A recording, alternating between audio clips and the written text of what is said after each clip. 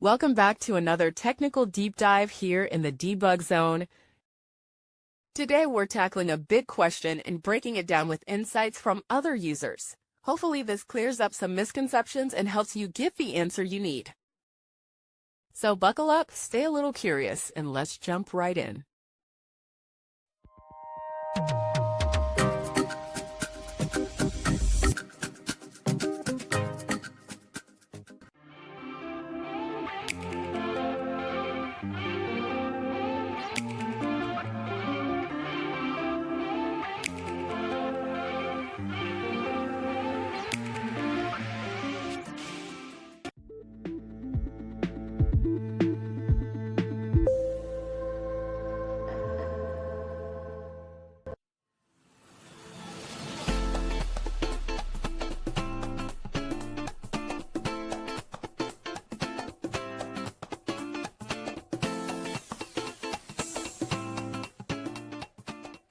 And that's a wrap.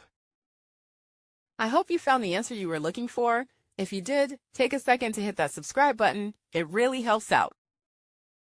And let me know in the comments which solution worked best for you. See you next time in the Debug Zone.